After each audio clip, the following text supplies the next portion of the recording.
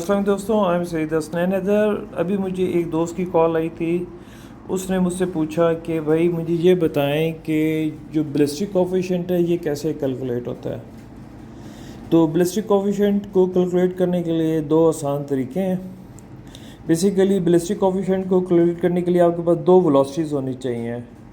एक मज़ल वेलोसिटी आप ले लेते हैं, एक किसी भी डिस्टेंस के ऊपर आप उसकी वेलोसिटी को नोट कर सकते हैं। मींस कि एक मज़ल वेलोसिटी आ गई, दूसरी वेलोसिटी आप 50 यार्ड पे ले लेते हैं।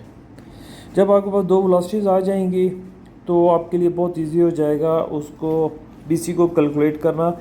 लेकिन आपके पास इसके लिए दो क्रोनोग्राफ होने चाहिए। एक क्रोनोग्राफ आपका मज़ल के पास होगा और दूसरा क्रोनोग्राफ आपका 50 यार्ड के ऊपर होगा।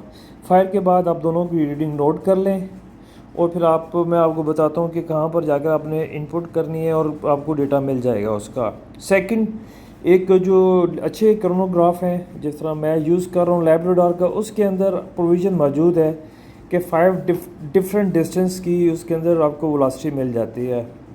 वो डिपेंड करता है कि आप उसके अंदर क्या रेंज डालते हैं। तो मैं तो अपना उसी से कैलकुलेट करता हूँ। लेकिन एनीवेज, जब आपने दोनों क्रोनो से आपने वेलोसिटीज़ ले ली, फिर आपने क्या करना है, आप स्टिल लॉक के इस मेन्यू में आएंगे। यहाँ पर MOA एमरेट जो ये लिखा हुआ नज़र आ रहा है, इसके ऊपर आपने क्लिक किया और एंड के ऊपर आपको नज़र आ रहा है BC फ्रॉम 2 स्पीड्स। आपने यहाँ पर क्लिक किया। अब देखें कि वो कह रहा है कि डिस्टेंस यूनिट बताएं, वो यार्ड हम यूज़ करते हैं। Distance between two velocities measurement point हमने रख दीजिए कि 50 यार्ड के ऊपर हमने दूसरी वेलोसिटी लेनी है। स्पीड यूनिट FPS पे कर दिया। हमारी मज़ल वेलोसिटी जो फायर हुआ था तो 920 FPS थी फ़र्ज़ करें, और जब 50 यार्ड पे वो पैलेट या स्लग पहुंचा तो उसकी वेलोसिटी ड्रॉप होकर 840 FPS हो गई। ड्रैग जो फंक्शन है वो G1 हम यूज़ करते हैं, मोस्टली G1 ही होता है।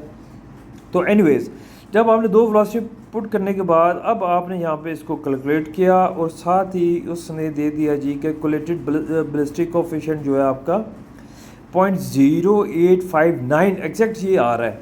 लेकिन ये बैलिस्टिक कोफिशिएंट बेसिकली ज़रूरी नहीं है कि आपका बैलिस्टिक कोफिशिएंट और मेरा बैलिस्टिक कोफिशिएंट एक ही हो। बेसिकली जो सिंध के कराची के पास के लोग हैं उनका BC और होगा क्योंकि वो सतह समुंदर के साथ है, और जैसे जैसे हम नॉर्थ की तरफ जाएंगे तो ये चेंज होता जाएगा। लेकिन इतना फ़र्क नहीं पड़ता कि आपको बहुत ज़्यादा जिसमें वेरिएशन नज़र आए। लेकिन फिर भी आप फिज़िकली इसको खुद एडजस्ट करके अपने एरिया के मुताबिक करके आप अपने स्लग की परफॉर्मेंस ले सकते हैं। तो ये जनाब इजी वे था। तो मैंने भाई के लिए वीडियो बनाई थी, तो मैंने कहा जी मैं आपके साथ भी शेयर कर दूं, मे बी किसी दोस्त के काम आ जाए। Thank you very much.